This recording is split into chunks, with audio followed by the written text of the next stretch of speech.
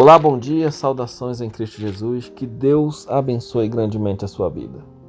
Hoje eu convido você a abrir a sua Bíblia no livro de Mateus, capítulo 24, verso 1 e diante, que nos diz assim: Tendo Jesus saído do templo, iam se retirando quando se aproximaram dele os discípulos, para lhe mostrar as construções do templo. Ele, porém, lhes disse: Não vedes tudo isto?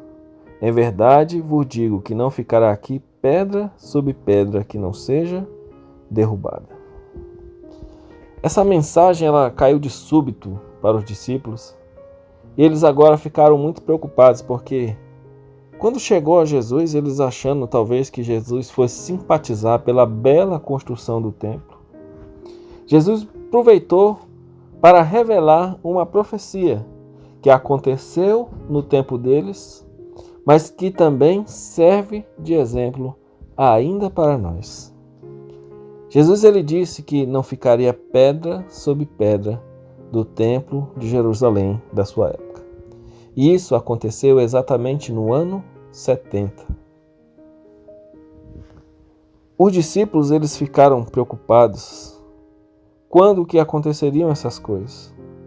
Jesus no mesmo capítulo, no verso 4, ele diz assim: Vede que ninguém vos engane, porque muitos virão em meu nome dizendo, Eu sou o Cristo, e enganarão a muitos. E certamente ouvireis falar de guerras e rumores de guerras. Vede, não vos assustei, porque é necessário assim acontecer, mas não é o fim. Portanto, se levantará nação contra nação, reino contra reino, e haverá fomes e terremoto em vários lugares. Tudo isto é o princípio das dores. Então serei atribulado e vos matarão. Serei odiado de todas as nações por causa do meu nome. Nesse tempo, muitos hão de escandalizar, trair e odiar uns aos outros. Levantar-se-ão muitos falsos profetas e enganarão a muitos. E por se multiplicar a iniquidade, o amor se esfriará em quase todos. Aquele, porém, que perseverar até o fim, será salvo. E este evangelho será pregado por todo o mundo, para testemunho de todas as nações. Então também virá o fim. Para muitos, a destruição da cidade querida foi como se fosse o fim do mundo na sua época. E exatamente todos esses sinais que Jesus citou aconteceu. Conta a história que os romanos eles cercaram a cidade, fizeram um cerco, onde as pessoas estavam muitas vezes comendo seus próprios filhos, comendo os couros do sapato, da roupa. Muitos tentando fugir eram crucificados. Conta a história que havia tanta cruz que não tinha mais onde colocar tanta cruz. Parecia que o fim haveria de chegar. Mas Jesus, em sua profecia, ele simbolizou os acontecimentos de Jerusalém com os nossos dias atuais. E sabe por que Jesus fez isso? Você vai pensar agora no que eu vou dizer. Jesus disse que todos esses acontecimentos eles seriam logo após a proclamação do Evangelho por todo o mundo. Praticamente todas as pessoas que estavam em Jerusalém, eles já tinham ouvido falar de Jesus. Muitos do que lá estavam até gritaram, crucificam. Muitos estavam lá pedindo que Jesus fosse morto na época ainda que Jesus estava com vida. Os seus filhos, os seus netos. Jesus, quando estava em julgamento, muitos disseram que ele seja condenado e que o seu sangue caia sobre nossas cabeças e a cabeça dos seus filhos. Exatamente isso que aconteceu.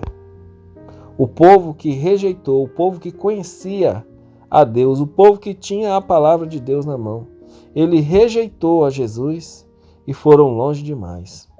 Por isso, a profecia sobre a destruição da cidade que eles tanto amavam recaiu ainda sobre eles como exemplo do que acontecerá no final dos tempos. Meus queridos, vai haver um momento que na história do nosso mundo, todas as pessoas conhecerão da palavra de Deus. E elas estão preparadas para tomar a decisão de aceitar Jesus como Salvador pessoal da vida ou não. Para isso, para essa profecia acontecer, nós precisamos levar o Evangelho a todas as nações, tribo, língua e povo, para que Jesus possa cumprir a profecia de voltar para nos buscar para as mansões celestiais. Não gostaria de você viver com Cristo Jesus para sempre? Se esse for o teu desejo, eu gostaria de orar por você.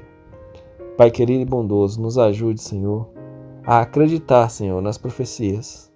Nos ajude a acreditar na Tua palavra, ser um proclamador, Senhor, da verdade. Para quanto antes a gente possa ver, Senhor, Teu Filho nas nuvens do céu, com poder e grande glória, descendo para nos buscar. Fortalece, Senhor, a nossa fé, perdoa os nossos pecados. Cuida de nós, Senhor, e nos ajude a tomar a decisão ao Teu lado. Em nome de Jesus, amém. Que Deus te abençoe e te guarde.